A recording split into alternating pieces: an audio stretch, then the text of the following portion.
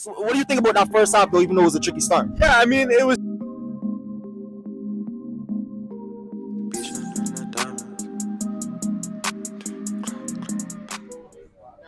Yes, we welcome back to another episode on Gooner Street. And we're here after a game I can't even make sense of, a 2-2 draw at the Etihad. Ups and downs. No. Ups and downs, feelings all through the game. To be honest, gonna go down as a Premier League classic, in my opinion. But first of all, who am I here with? AFC Goon NYC. Amir. Lieben. And when I want to go around the board and first of all ask you guys about your opinion. We saw Timber at right back. We saw Calafiori get his first start for Arsenal at left back. First of all, give me your opinions about the lineup and your feelings going into our biggest game of the season potentially.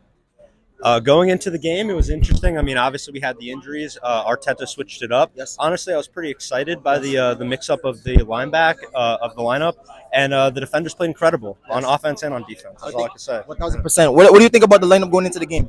You know, I questioned Ben White not starting at first, but ultimately I think that helped us.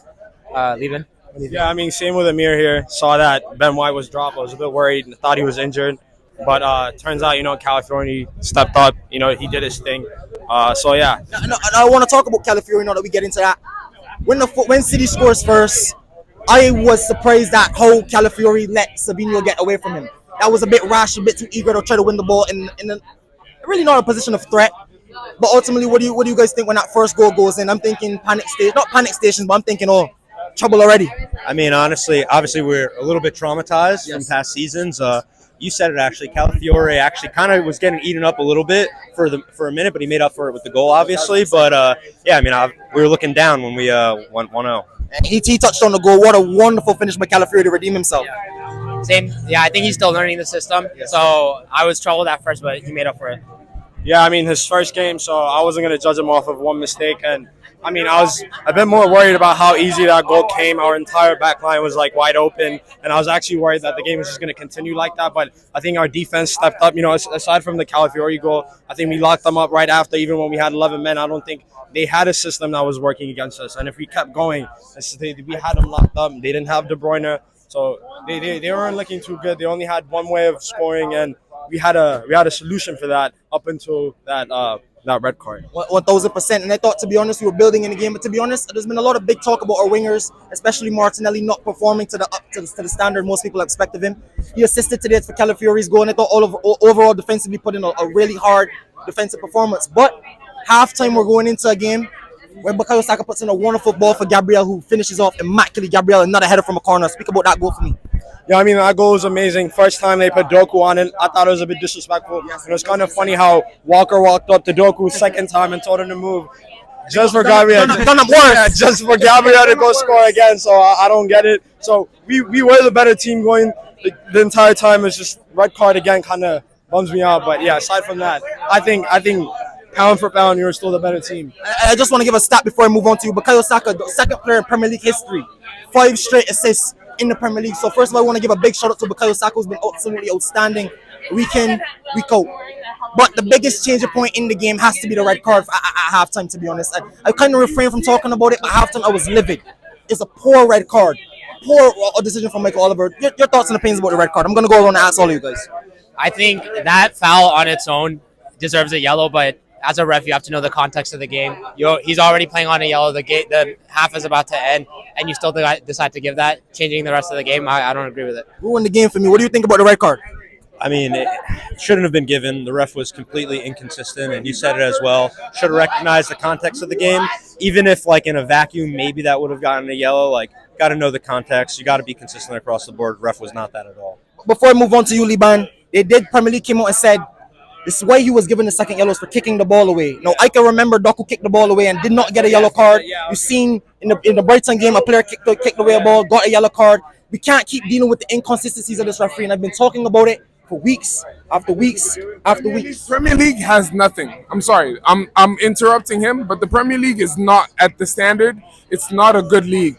Watch La Liga. Do not watch the Premier League. The Premier League, that's bullshit that we just watched. That's 2 games in a row where I've watched my team play for 40 minutes with 10 men. And should have win a game unnecessarily. But I want to go, Liban. Give me your thoughts and opinions on that red card. Playing devil's advocate. should we be critical of Trossard there? Yeah, I mean, like, yeah, Trossard, that foul was stupid. The player had Bernardo had his entire back turned around, so he just went up and tackled him. But aside from that, going back to consistency, it's just the double standards that are annoying. We're not only just talking about the Doku that deserved the yellow card at 30th minute, but later in the second half when Gabriel Jesus kicked the ball out when they tried to do the quick play, the ref handed out a yellow card. So all we're asking for is just consistency. It's not about, hey, if you're going to give a yellow for Trossard, then be it. But you got to give yellow to Doku. So it's like, just be consistent with the decisions that you make. We need to have a standard. And if we're making decisions on a case-by-case situation, why does this just seem to be biased towards Arsenal all the time? Every single week. I agree with you guys 100%, but last minute we conceded a goal after the boys fought hard all second half. To be honest, it was really resilient performance. I thought the guys fought bravely and ultimately gutting to not come up with all 3 points there at the Etihad. But nonetheless, we have to look forward. We have to go again. Going into the next game, we're taking a break off. We're playing Bolton and then we play Leicester again. We're going to refocus, playing back at the Emirates. What are your thoughts and opinions going forward? How do you feel going forward for the rest of the season after that result and after this performance today? I mean, immediately, obviously, we're gutted because we should have won the game and we lost under like bad pretenses. But I think this lights a fire under the boys for the rest of the season. I mean, not that we didn't know that we had to win every single point across the board, but this just proves that we're obviously capable. I mean, we had injuries, we had 10 men, so we know that we belong at the top. They just got to keep the same energy. Yeah. Thoughts and opinions for the rest of the season? Coming in, if you told me it was going to be 2-2, I would have taken it. We're playing them at the Emirates next. Got a long season ahead of us, and I'm optimistic. Yeah, I mean, I just got to say, we got to team every game, like make it a game-by-game basis. I think a couple bad seasons, we've kind of had the same mindset. One thing that I am excited about is that Arteta's kind of changing up styles, things that we've never seen before, and we're still succeeding. And even when we have key players like Rice and Odegaard out, we're still getting the results that we need out of it. And that's what we need from our manager. That's what we need from our team. And I think we're developing to become like just a great all-around team and like a team that like demands respect. And that's all we could really ask for as a lifetime Arsenal fan. I think we're on the uptrend, and year over year we keep improving. So I like what I'm seeing in general, and yeah, a long season ahead of us. So it looks like all the boys are optimistic. So am I. Gutting performance, but we have to go again. We will bounce back. Boys showed a lot of fight. Thank you guys for watching. Catch you guys on the next episode of Gunner Street. Thank you.